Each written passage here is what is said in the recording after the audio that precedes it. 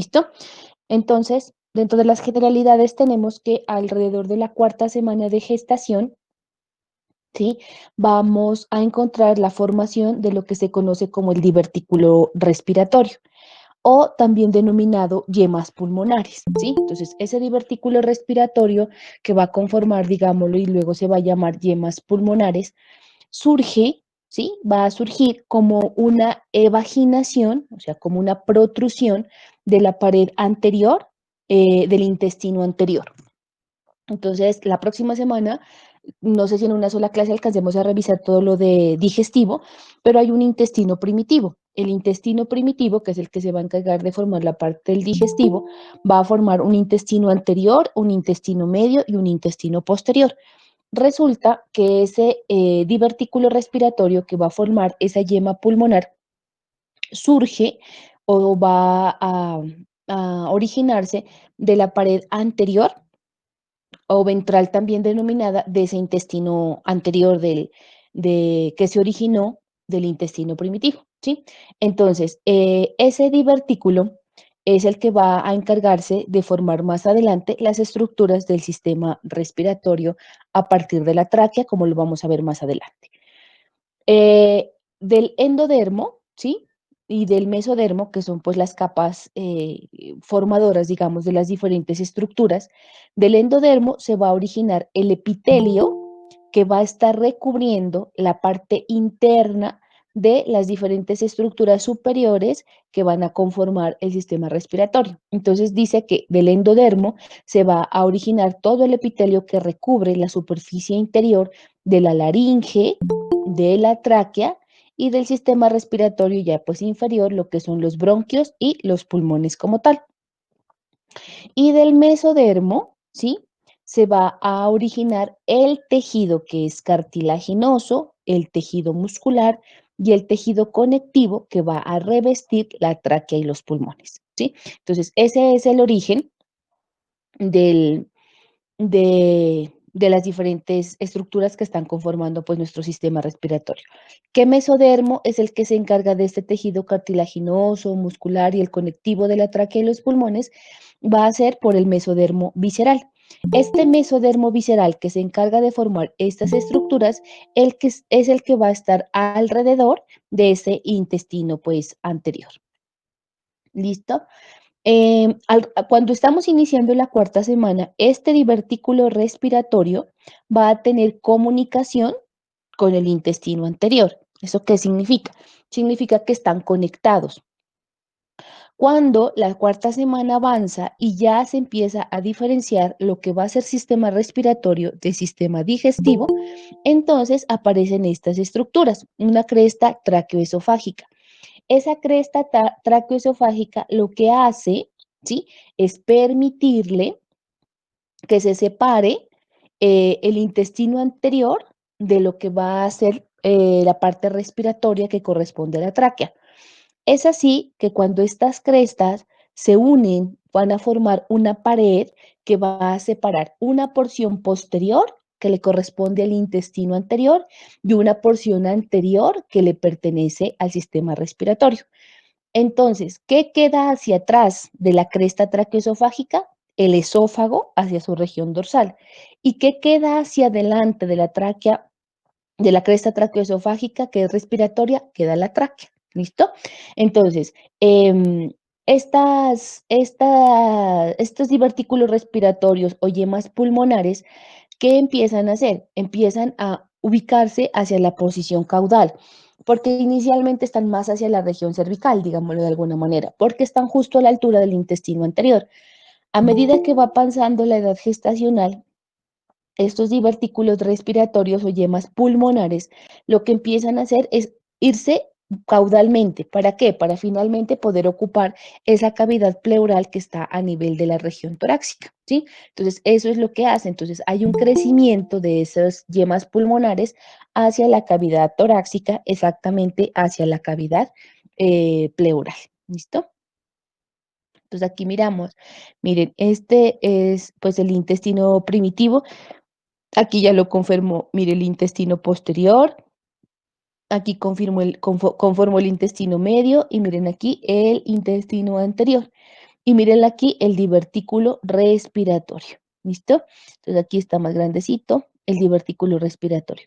Entre este divertículo respiratorio y este intestino anterior va a haber un orificio que se va a conformar entre el orificio laringotraqueal, que lo vamos a ver un poquito más adelante. Pero aquí lo que quiero que ustedes miren es esto. Este es el intestino anterior y de este intestino anterior entonces se va a empezar a formar este divertículo respiratorio. Y miren, aquí vamos a encontrar que están comunicados entre sí. Entonces, miren aquí, ese divertículo respiratorio es el primordio de lo que van a ser las yemas pulmonares. Entonces, mire, todo esto, esta elongación es el divertículo. Y aquí miramos la cresta esofágica, mire, o traqueoesofágica, perdón. Entonces, esa cresta se une de la pared, pues todo cierra, digamos, toda la pared anterior y aquí ya podemos mirar cómo el esófago va a quedar por detrás y la tráquea va a quedar por delante. Y miren cómo ese divertículo pulmonar evoluciona, se bifurca en dos yemas pulmonares, mírenlas aquí, las yemitas pulmonares que van a dar origen pues a los esbozos bronquiales que vamos a ver más adelante. Mírenlos. ¿Listo? Entonces aquí ya están separados. Sí, miren, esta comunicación o esta cresta no se cierra completamente, ¿sí? No hay un cierre definitivo y queda comunicación, los niños nacerán con fístulas. Estas son, es la causa, el no cierre de esta cresta traqueoesofágica es la causa de las fístulas traqueoesofágicas y es una patología muy frecuente y de mucha consulta. Entonces, la mamá refiere, el niño cuando come se atora y se pone morado y hace dificultad respiratoria. Entonces la mamá cada vez que le da de comer se da cuenta que el niño está succionando, se atora, tose y hace dificultad respiratoria y se pone moradito. Ese es el motivo de consulta. Cuando se le hace un estudio con medio de contraste, se puede observar que no hay un cierre y que hay una comunicación todavía presente entre el esófago y la tráquea. Bueno, entonces la laringe, ya habíamos dicho que la laringe era una de las estructuras que iba a estar revestida internamente, que el epitelio se originaba del mesodermo. Resulta que la parte cartilaginosa y muscular se originan de ese mesénquima del cuarto y del sexto arco faríngeo. La inervación de la laringe va a estar a cargo de tres nervios, el nervio vago para toda lo que es la laringe, el laringio superior para todas las estructuras que se están originando del cuarto arco faríngeo y el laringio recurrente va a ser o se va a encargar de la inervación de todas las estructuras que se originan del sexto arco faríngeo. ¿Listo? Entonces dice que cuando el mesénquima de este cuarto y de este sexto arco faríngeo se transforma, inicia su maduración que va a formar el cartílago tiroides, va a formar el cartílago cricoides y va a formar los aritenoides. ¿Listo? Eh, Estos cartílagos van a ayudar a la conformación del orificio laringio del adulto. Entonces hay que tenerlo en cuenta porque cuando nosotros, pues, ustedes lleguen a la parte de anatomía del sistema respiratorio, vamos a mirar que la laringe, por ejemplo, eh, es una estructura netamente cartilaginosa, pero también va a tener parte muscular, va a tener parte tejido conectivo, pues todo su epitelio, pero puede o no sufrir alteraciones por la inervación de estos. Entonces, cuando las personas tienen alteraciones en la fonación, dificultad para articular las palabras, parálisis de las cuerdas vocales, una de las causas probables puede ser este exactamente, que cuando se inició la formación de la laringe, los nervios no alcanzaron a desarrollarse en su totalidad y por ende no alcanzan a mover pues las cuerditas vocales. En el momento en que los cartílagos empiezan a formarse, el epitelio laringio prolifera con rapidez. Cuando va proliferando todo ese tejido, pues ese epitelio que le está recubriendo, se origina la oclusión temporal de su luz. ¿Eso qué significa? Que alrededor de la cuarta semana hacia la mitad no va a existir una laringe abierta con sus cuerdas bucales como tal para permitir el paso del aire, pues porque realmente no necesitamos el paso del aire, ¿cierto? Entonces ese se va a estrechar. Dice que más tarde la vacuolización y la recanalización exactamente de esta luz que está en el interior de la laringe va a dar origen a un par de huecos laterales que se llaman los ventrículos laringeos. Esos ventrículos laringeos van a estar delimitados por unos pliegues tisulares, ¿sí? O sea, los ventrículos laringeos van a conformar el espacio glótico, digámoslo, a nivel de la laringe. Estos pliegues tisulares que están limitando estos ventrículos laringeos son los que van a conformar las cuerdas vocales falsas y las cuerdas vocales verdaderas. En ese orden de ideas, si estos pliegues tisulares y estos ventrículos no se formaran, pues la luz de la laringe nunca se podría haber formado. Y obviamente es una patología que sería incompatible con la vida, inicialmente porque no tendría como respirar pues el producto. Digamos, si el producto nace en un hospital donde ya se dan cuenta que viene con esa malformación, pues nace y le hacen una traqueostomía y respirará. Pero si no, pues el producto fallece porque no hay forma de pasarle un tubo, de intubarlo, porque la laringe va a estar cerrada. Bueno, entonces eso dentro de lo embriológico de la laringe. Entre la tráquea, los bronquios y los pulmones, entonces ya habíamos visto que las yemas pulmonares son las que se iban a originar de ese divertículo respiratorio. Esas yemas pulmonares van a conformar dos sáculos, van a conformar la tráquea, que ya miramos cómo se formaba cuando se separaba de la pared anterior o ventral del intestino anterior, y va a formar dos sáculos laterales. Estos sáculos laterales son los primordios de las yemas bronquiales primarias. Esas yemas bronquiales primarias, ¿sí? Son las que alrededor de la quinta semana, ¿sí? Esas yemas bronquiales primarias van a transformarse y van a formar lo que se conoce como bronquio primario derecho y bronquio primario izquierdo. ¿Listo? A su vez, ese bronquio primario derecho se va a dividir en tres bronquios secundarios y ese bronquio primario izquierdo se va a dividir en dos bronquios secundarios. Esa división es la que hace que el pulmón derecho tenga tres lóbulos y el pulmón izquierdo tenga solo dos lóbulos. ¿Por qué? Porque el pulmón necesita un bronquio secundario para cada una de sus regiones para que le pueda brindar pues el aporte de oxígeno que necesita en un momento determinado, ¿sí? Entonces, esta divisioncita que sufre estas yemas pulmonares son las que nos encargan o las que a futuro nos forman un pulmón derecho de tres lóbulos y un pulmón izquierdo de solamente dos lóbulos. Sin embargo, como se va a ver en la anatomía, la capacidad pulmonar es exactamente igual. Es decir, a pesar de que el pulmón derecho tiene tres lóbulos, el izquierdo tiene la misma capacidad pulmonar en igualdad de condiciones porque se adapta y va a ser un poco más ancho que el pulmón derecho. ¿Listo? Entonces, bueno, ¿qué más? Bueno, con el crecimiento, entonces ya habíamos dicho que estas yemas pulmonares empezaban a dirigirse hacia la región caudal y obviamente cuando ya están dentro de la cavidad torácica como tal, empiezan a desplazarse hacia la región lateral. No se quedan en el centro de la cavidad torácica, sino que se desplazan hacia la región lateral. ¿Por qué? Porque los pulmones pues tienden a ubicarse hacia la región lateral del tórax para ocupar esa cavidad pleural que está contenida dentro de la cavidad torácica.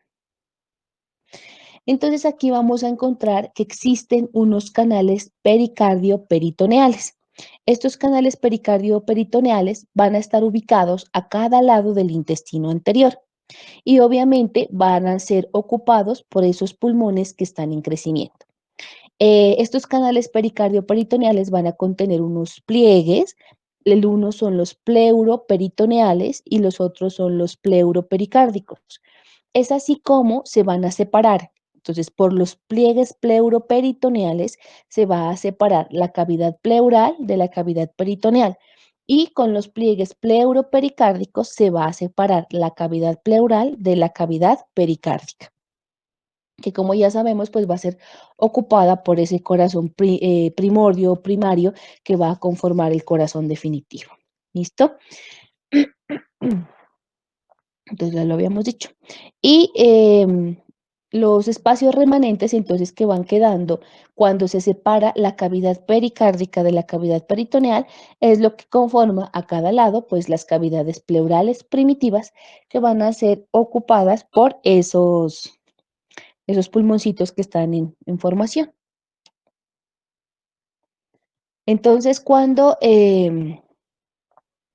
se da esta división aquí y esta separación de la cavidad pericárdica de la peritoneal y se empieza a formar las cavidades pleurales, van a quedar divididas en tres cavidades o en tres espacios, más bien dicho.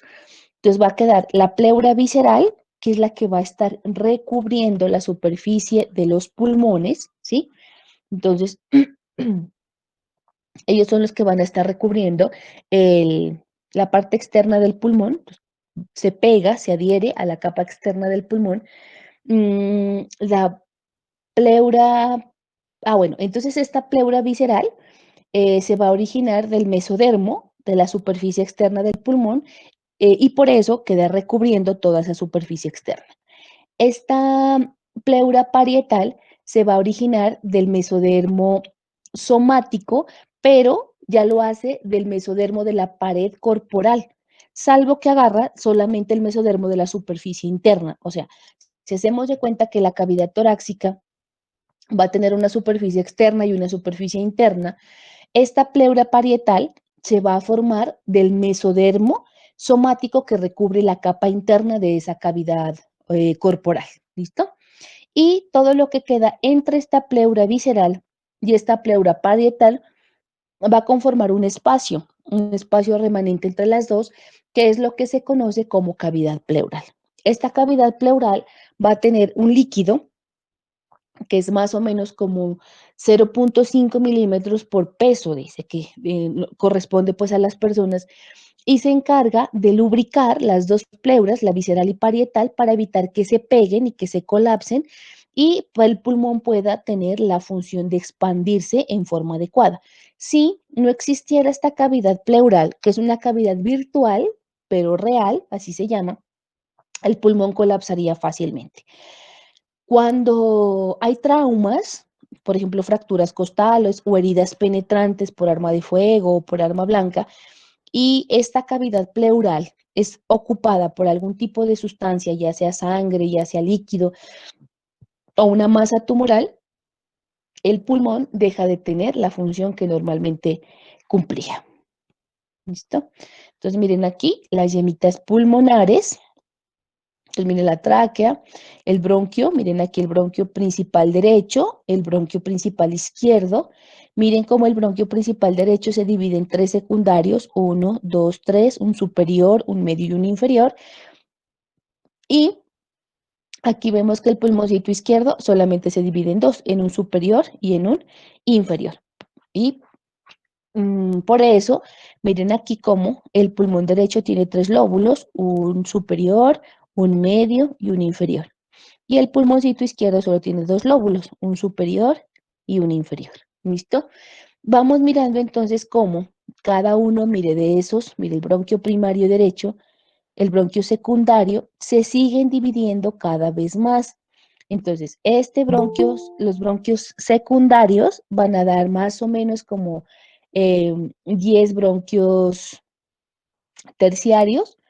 Entonces, y se van a ir cada vez dividiendo más y más y más hasta que finalmente van estrechando la luz y como lo vamos a ver más adelante, van a llegar a formar las estructuras alveolo-capilares, ¿sí? Los alvéolos, que es donde ocurre el intercambio gaseoso. Entonces, existe la unidad estructural y funcional del sistema respiratorio y se llama unidad alveolo-capilar. Esa es la unidad estructural y funcional del sistema respiratorio. Necesita integridad entre alveolo y capilares, porque los capilares, acuérdese, son los que van a llevar esa sangre oxigenada o desoxigenada, dependiendo si es la parte arterial o la parte venosa. Que como lo miramos en la clase anterior, la parte pulmonar es diferente a todo el resto de la circulación. ¿Listo? Entonces, dice que Para este pulmón derecho vamos a tener 10 bronquios terciarios y para este pulmón izquierdo vamos a tener 8 bronquios terciarios. Y así cada uno de estos se sigue dividiendo. Estos bronquios terciarios, entonces miren, bronquio primario, 2, un derecho y un izquierdo. Bronquios secundarios, 3 para el derecho, 2 para el izquierdo. Y bronquios terciarios, 10 para el derecho y 8 para el izquierdo. Y esto es lo que hace que el pulmón, aparte, por ejemplo, ya les dije, este era el lóbulo superior, se termine dividiendo en segmentos. Entonces vamos a ir mirando cómo se termina dividiendo en segmentos y eso es lo que cuando usted ya avance en su anatomía 2 y luego en imagenología y luego en cirugía, cuando hay que hacerle alguna resección pulmonar, entonces se habla de segmentectomía pulmonar por el efecto que tienen pues esta división de los bronquios terciarios. Bueno, esto es lo que estábamos mirando acá. Dice que al final del sexto mes, más o menos, ya han ocurrido alrededor de 17 divisiones de generaciones. ¿Eso qué significa? Que los bronquios primarios dan los secundarios los terciarios y los terciarios van a dar unos segmentarios y se van a seguir cada vez dividiendo y dividiendo. ¿Qué es importante? Que existen los últimos bronquios, que son los bronquios terminales. Esos bronquios tienen cartílago. El bronquio y la tráquea hasta ese bronquio terminal, lo único que hacen es transportar el oxígeno y el CO2. No cumplen ninguna otra función. Ellos simplemente son unos tubos que se van a encargar de transportar el oxígeno o el CO2 dependiendo de qué fase respiratoria estemos. Dice que para que el árbol bronquial adquiera su configuración definitiva, deben ocurrir 6 divisiones adicionales durante la vida postnatal. Esta es una de las circunstancias por las cuales el único sistema que madura después o que sigue creciendo después de la vida extrauterina es el pulmón y el sistema respiratorio como tal, hablando pues de la parte bronquial y la parte pulmonar, porque la laringe pues ya solamente crece de acuerdo al tamaño, pero no va a aumentar su configuración. O sea, si usted nace con su laringe mal formada o con sus anillos traqueales mal formados o con su faringe, que es común para el sistema respiratorio y digestivo, alterado, pues eso ya nace así. Los únicos que se van a aumentar en configuración es el árbol bronquial. Por eso es que los niños se enferman más y les da más tos y más problemas respiratorios que a los adultos. A medida que avanza, entonces los pulmones ya tienen una posición más caudal. Al momento del nacimiento, la bifurcación de la tráquea va a estar a la altura de la cuarta vértebra torácica y los pulmones pues ya ocupan la cavidad pleural definitivamente. O sea, cuando nosotros ya nacemos, ya los pulmones están donde tienen que estar.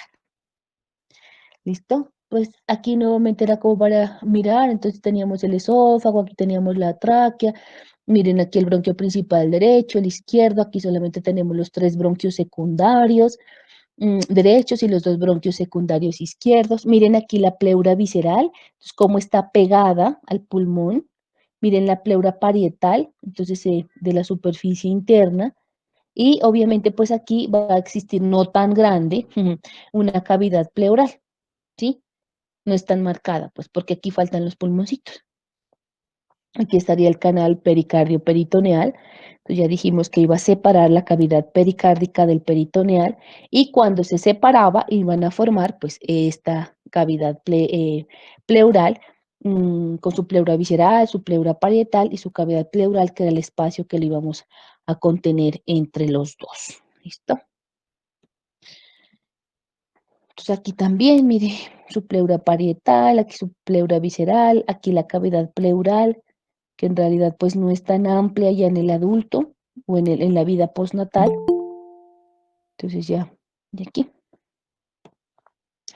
Eh, y la maduración pulmonar, entonces hasta el séptimo mes, ¿sí? Los bronquios se siguen dividiendo cada vez más y más y más y más en conductos cada vez más pequeños. Y eso es lo que se conoce, aquí está mal, no es fase navicular, es fase canalicular.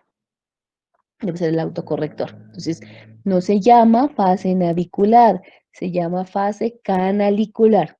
Canalicular, es un error. Ahora se las cambio antes de subírselas a la plataforma. Entonces, se siguen dividiendo, dividiendo, dividiendo cada vez hasta llegar a estructuras más pequeñas. Ya les dije que los bronquios terminales, hasta estos bronquios terminales, ¿sí? Va a encargarse solamente de transportar ese oxígeno. Después de que se han formado los bronquios terminales, ya vienen lo que se conoce como bronquiolos respiratorios, ¿sí?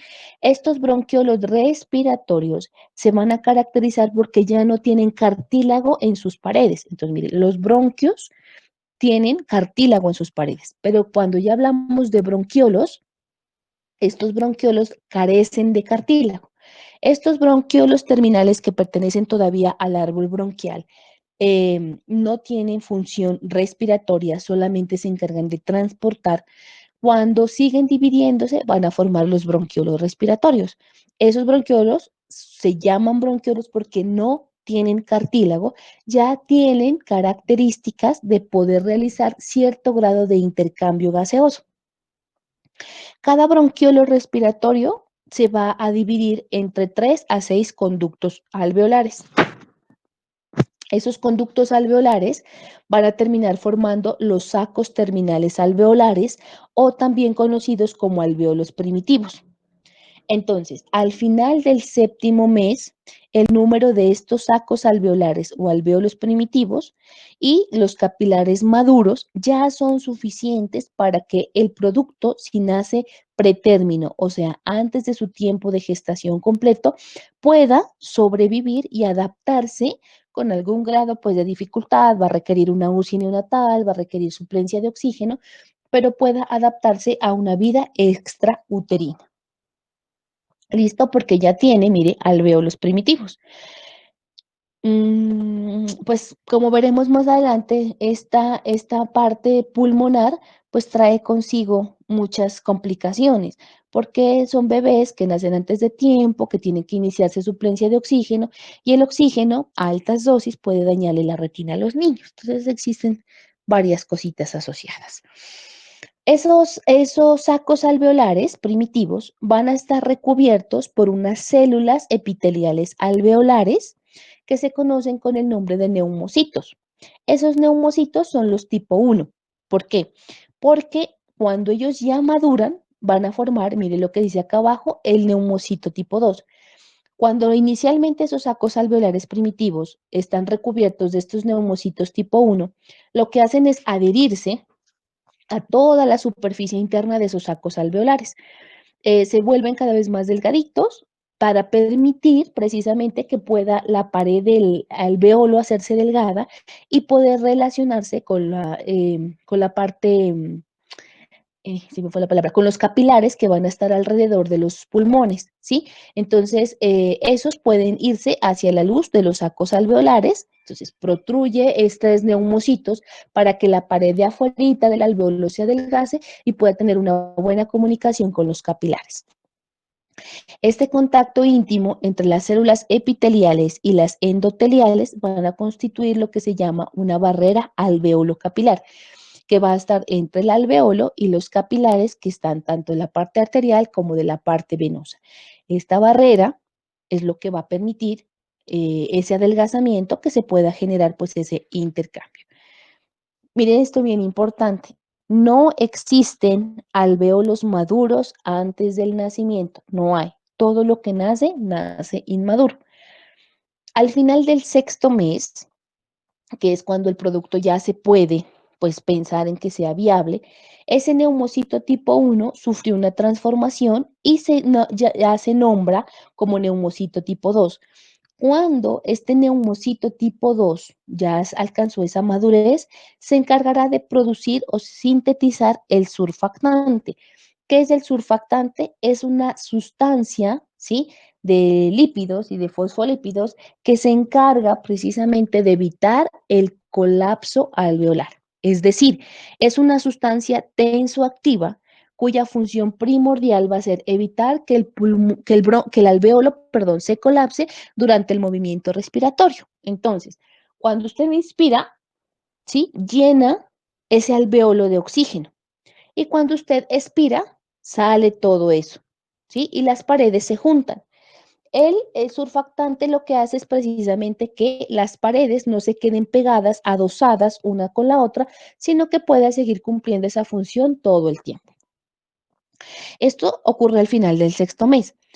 ¿Qué pasa? Cuando lo va a reforzar pues en fisiología, lo va a ver como tal. Cuando el producto nace hacia más o menos los 8 meses, hay una disminución en la producción de surfactante porque los neumocitos tipo 2 quedan como en una fase atenuada, digámoslo, o sea, no producen surfactante.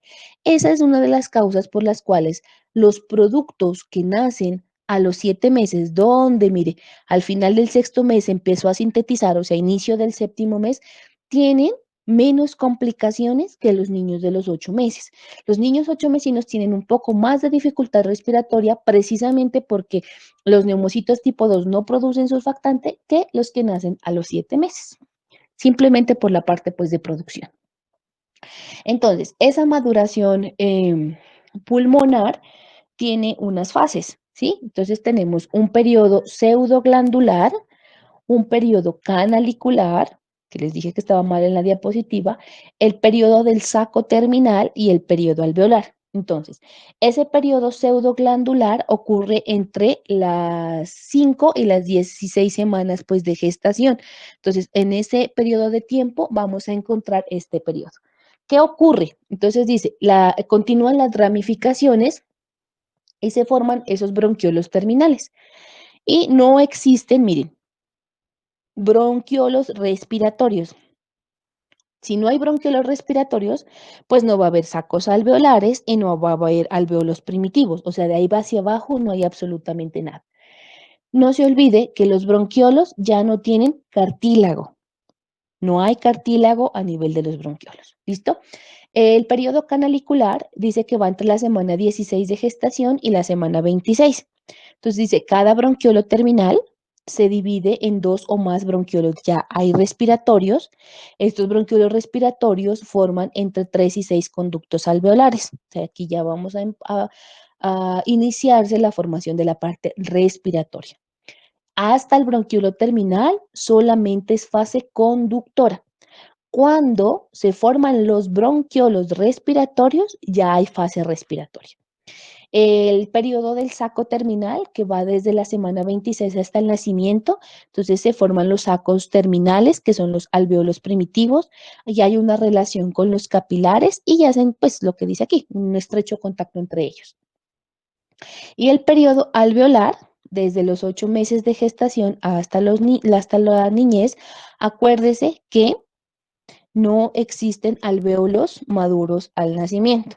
Entonces, los alvéolos ya van madurando, van a tener un contacto epitelio-endotelial mucho más marcado con los capilares y obviamente el intercambio pues va a ser mayor.